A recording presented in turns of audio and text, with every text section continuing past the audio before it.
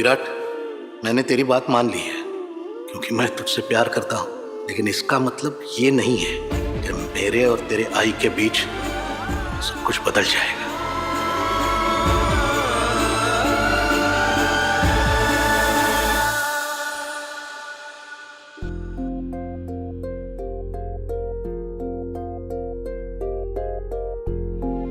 तुम यहाँ क्या कर रही हो सही? मुझे पता था आप उदास होंगे, इसलिए मैं आपके कमरे में गई थी। फिर आप वहां नहीं थे तो मैंने आपको इधर उधर काफी ढूंढा और ढूंढते ढूंढते यहाँ आ गई। मैंने दवाई खाई थी ना, दवाई खा के लेटी तो आंख ही लग गई, समझ ही नहीं आया कब सो गई। सो के उठी तो आई ने बताया आपने सुबह से कुछ खाया नहीं है। चलिए, नहीं खाया तो नहीं खाया, अब खा लीजिए। देखिए, मैं आपके लिए आपका फेवरेट दाल चावल लेकर आई हूँ विद भिंडी। आई ने बनाया है। मैं जानती हूँ आप उदास है, बोलिए ना आपके मन में क्या चल रहा है विराट सर? मुझे इस बारे में कोई बात नहीं करनी है सही। अब तो मैं आपकी दोस्त हूं ना, और दोस्तों से अपना दिल का हाल कह के ना दिल हल्का हो जाता है। आप मेरे साथ अपनी सारी खुशियां बांटते हैं, आज हम भी बांट के देख लीजिए। लेकिन उससे पहले ये लीजिए, खाना खाए।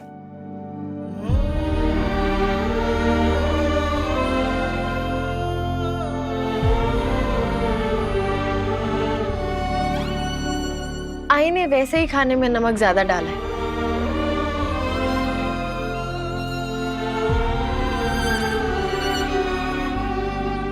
आप और क्यों डाल रहे हैं?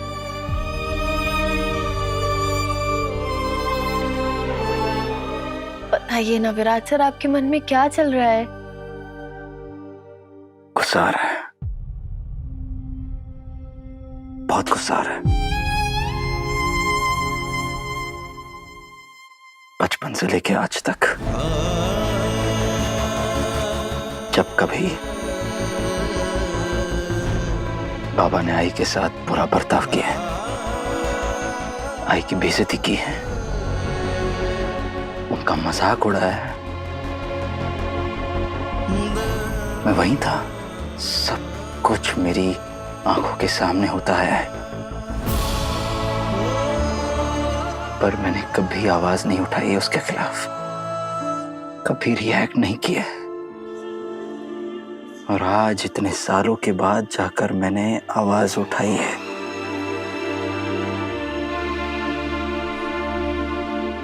हाँ, आपने आई के लिए आज स्टैंड लिया है।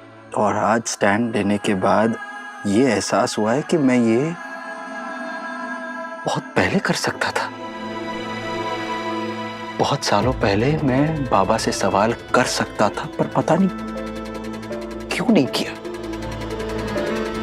अगर ये कदम मैंने सालों पहले ले लिया होता तो आई को इतने सालों तक तकलीफ नहीं सहनी पड़ती।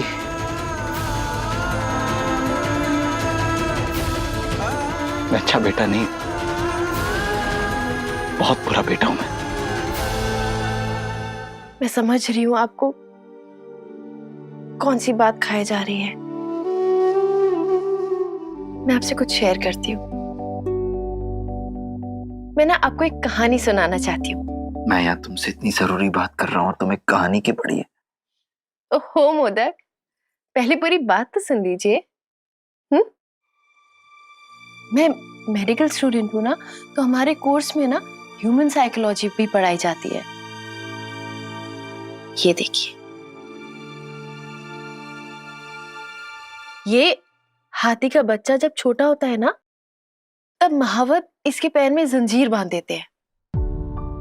वो उस जंजीर को तोड़ने की बहुत कोशिश करता है, पूरी जान लगा देता है, लेकिन नहीं तोड़ पाता और आखिर में हार मान के थक जाता है और फिर वो कोशिश करना ही छोड़ देता है, क्योंकि उसे यकीन हो जाता है कि वो जंजीर तोड़ ही नहीं सकता।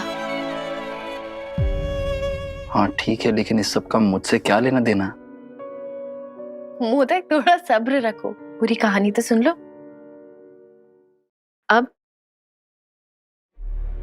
ये देखिए, ये वही हाथी का बच्चा है जो अब बड़ा हो गया है, लेकिन बड़े होकर भी ना ये अपने पैरों में बंधी रस्सी को तोड़ने की कोशिश भी नहीं करता, क्योंकि उसे लगता है कि उसके पैर में रस्सी नहीं, अभी भी वो जंजीर बंधी हुई है। क्या बोल रही हो तुम?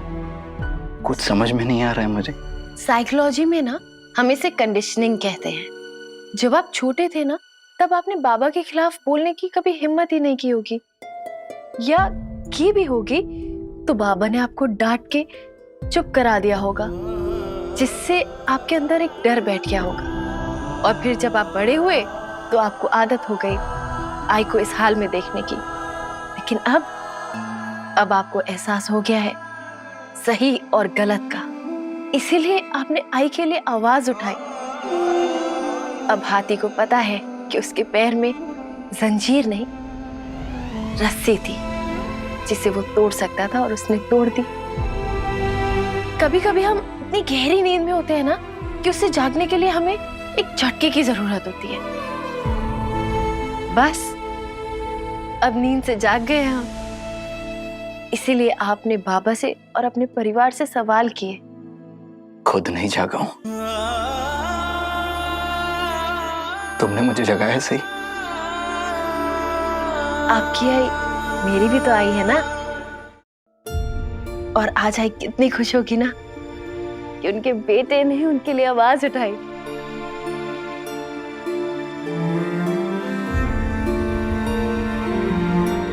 तुम्हें पता है, जब मैं गढ़चिरौली अपनी नई पोस्टिंग ज्वाइन करने वाला था, बाबा ने मुझे अपने कमरे में बुलाया था और मुझसे एक ऐसी बात शेयर की थी जो उन्होंने कभी किसी से शेयर नहीं की है। अपना दिल खोल के रख दिया था उन्होंने। मैं जानता हूं अपने बाबा को सही,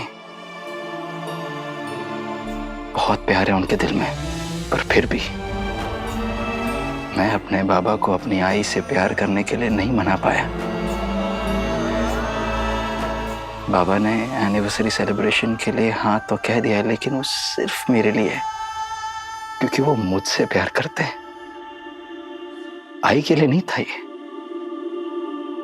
नहीं पता मुझे कि वो कभी भी मेरी आई से प्यार कर पाएंगे या नहीं।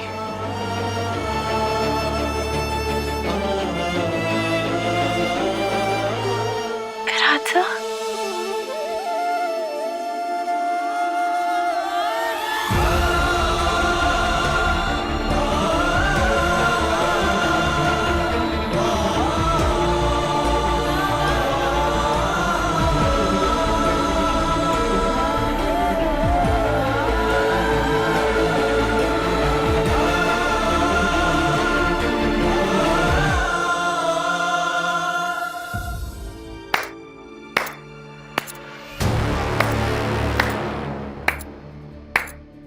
वाओ, मैं तो किचन में पानी लेने जा रही थी, लेकिन यहाँ तो प्यार का तूफान उमड़ रहा है।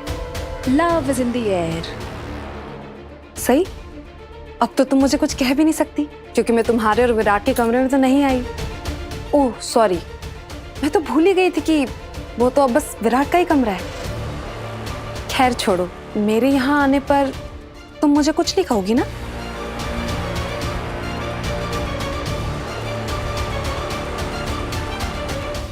ये जगह आपकी भी है पाखी दीदी, फिर मैं आपको कुछ क्यों कहूंगी? पता नहीं, तुम्हारा कोई भरोसा थोड़ी है। तुम्हें कब किस बात पर ऐतराज हो जाए, तुम कब किस बात पर गुस्सा हो जाओ, कब किसी पर क्या धौंस जमाने लगो, किसे पता। जब तुमसे कोई बात कर ही नहीं रहा है तो तुम क्यों खामखा बात को बढ़ा रही हो पाखी? तो मैं भी तुमसे कुछ कहाँ कह रही हूँ विराट। मैंने थोड़ी कहा कि तुम दोनों अब दोस्त बन चुके हो, मैंने तो ये भी नहीं कहा कि तुम दोनों एक ही कमरे में नहीं रहते हो, लेकिन हाँ, अब कमरे के बाहर हमेशा साथ में ही रहते हो, है ना? और अभी जो मैंने देखा वो तो तुम्हारी दोस्ती का कुछ अलग ही जेस्चर था, नहीं? आप कह रही हैं तो ठीक ही होगा पाखी दीदी, आप मुझसे बड़ी हैं, मुझसे ज्यादा एक्सपीरियंस है, आपकी आपके दोस्तों के साथ मुझसे ज्यादा गहरी दोस्ती रही होगी। आपको तो पता ही होगा ना कि जब एक दोस्त मुश्किल में होता है तो दूसरा उसे संभालता है। गहरी दोस्ती तो तुम्हारी है सही, या फिर ये कहूँ कि दोस्ती के नाम पर न जाने क्या है। जो भी है वो सही और मेरे बीच में किसी को समझ में नहीं आएगा। और वैसे भी मुझे नहीं पसंद कि कोई तीसरा हमारे रिश्ते पर कोई टिप्पणी करे। सही और मेरे बीच क्या है क्या नहीं, that's none of your business.